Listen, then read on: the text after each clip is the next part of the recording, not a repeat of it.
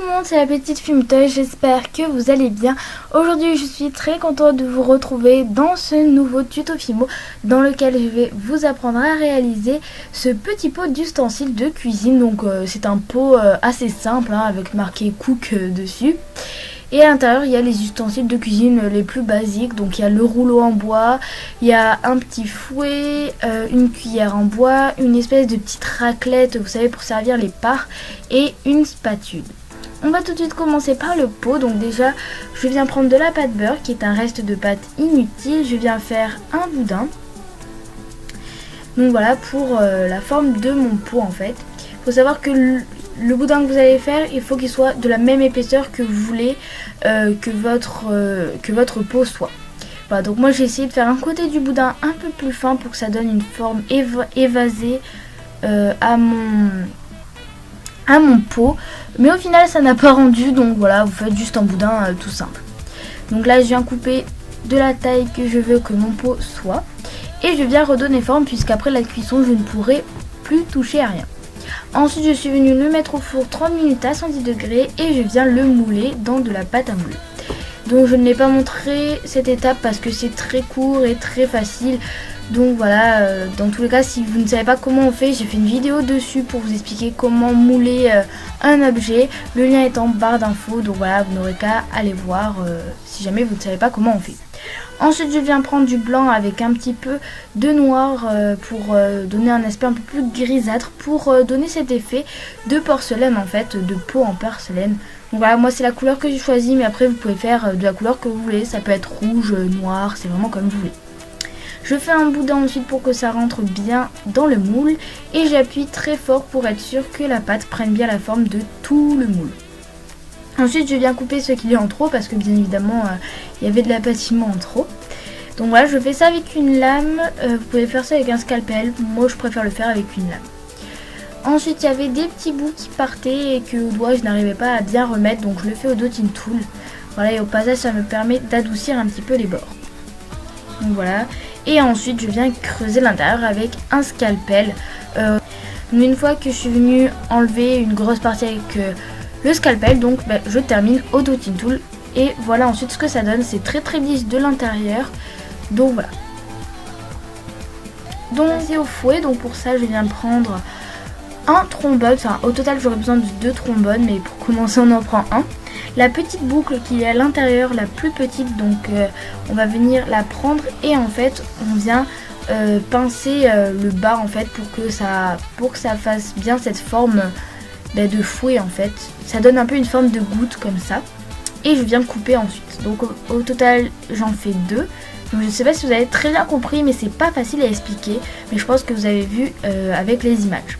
Je fais un boudin de noir ensuite, mais il faut qu'il soit plus épais que ce que je veux que mon manche soit. Vous comprendrez pourquoi après. Je viens planter une espèce de petite goutte en fait.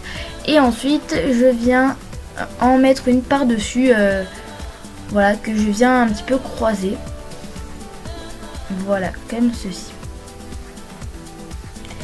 Donc voilà, et là mon boudin du coup comme il était épais, si j'ai un petit papier dessus, ouais, c'était pas bien grave puisque dans tous les cas je vais venir l'affiner.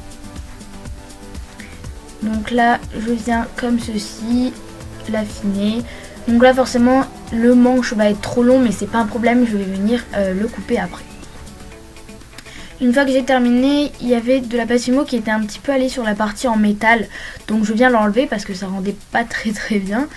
Et ensuite je vais venir aussi couper le bout pour que le manche soit de la taille que je veux. Donc voilà, maintenant on va passer à la cuillère en bois. Donc pour ça je viens mélanger de la pâte Fimo translucide, blanche et caramel.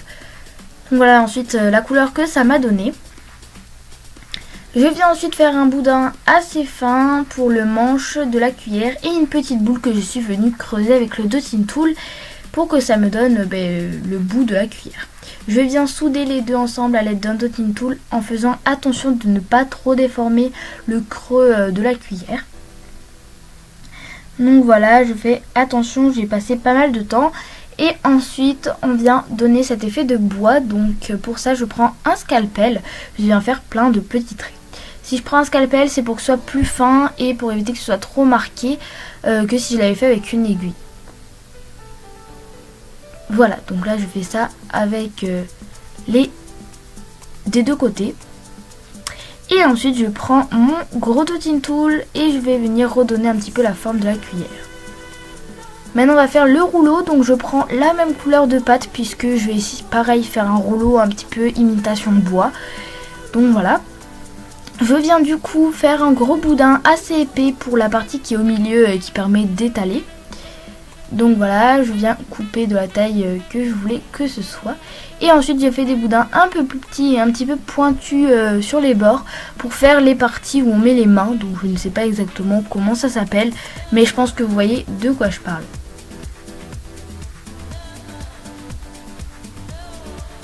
Voilà, donc là je viens vite fait les coller avec mon scalpel. Et ensuite je viens faire l'effet bois, donc pareil que pour la cuillère, on vient faire des petits traits avec le scalpel un petit peu partout.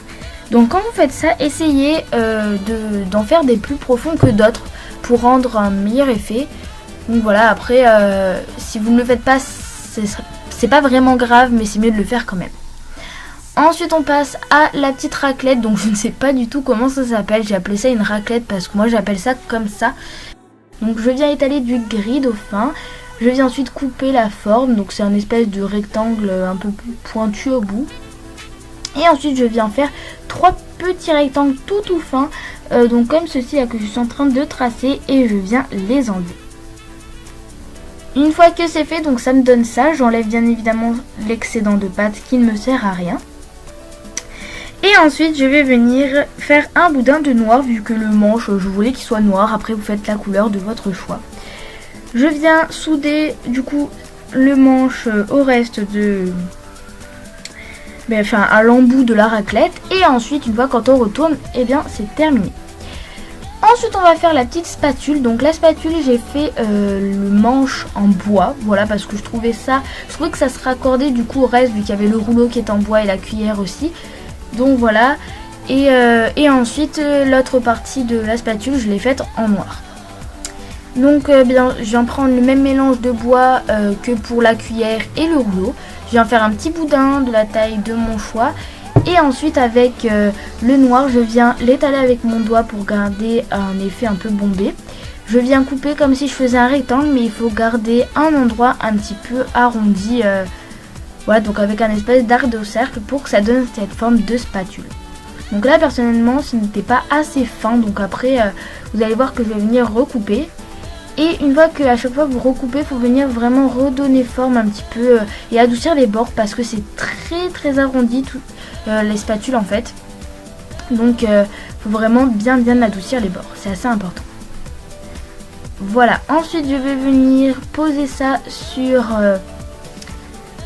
le manche et je viens un petit peu appuyer, donc légèrement, pour être sûr que ça colle bien. Ensuite en général le bout qui est un peu arrondi, il est très fin, du coup je suis venue un petit peu appuyer dessus avec mon doigt pour que ça s'affine un peu et que ça donne vraiment cette forme de spatule. Voilà, donc là avec mon dotting tool je viens redonner forme parce que j'avais un petit peu abîmé sans faire exprès. Voilà, donc je fais au dotting tool parce que c'est plus précis qu'avec le doigt. Donc voilà. Une fois que j'ai fait ça, on va venir faire l'effet de bois, donc pareil que pour la cuillère en bois et pour le rouleau, on vient faire plein de petits traits. Donc là c'était un petit peu plus compliqué parce que le manche était très fin, je l'avais fait encore plus fin que pour la cuillère. Donc voilà, mais bon, comme ça avec le scalpel c'est assez facile. Ensuite on va passer aux finitions, donc tout d'abord je vais venir peindre le pot parce que je le trouvais trop simple et j'avais envie de marquer quelque chose dessus. Donc je savais pas vraiment quoi faire et je voulais pas faire de dessin, du coup j'ai marqué cook tout simplement. Voilà, donc comme c'est des ustensiles de cuisine, voilà, j'ai marqué cook qui veut dire cuisiner en anglais si vous ne le savez pas. Donc voilà, ça restait dans le thème de la cuisine. Et ensuite je l'ai fait bleu parce que je trouve que ça allait bien et ça mettait un petit peu de couleur. Ensuite je suis venue prendre de l'acrylique terre de Sienne que j'ai énormément dilué à l'eau. Surtout n'oubliez pas de le faire. Et je viens peindre toutes les parties qui sont en bois. Donc voilà, et ensuite voilà ce que ça donne. Donc là on voit bien que j'ai peint quand même. Et je trouve que le rendu de bois est vraiment super. Je suis très contente du résultat. Comme quoi c'est très facile à faire pour un bon résultat. En tout cas j'espère vraiment que ce tuto vous aura plu. Si c'est le cas, n'hésitez pas à liker cette vidéo, ça me ferait vraiment très plaisir, surtout que j'ai passé du temps, et n'oubliez pas de vous abonner si ce n'est pas encore fait. Allez, gros bisous.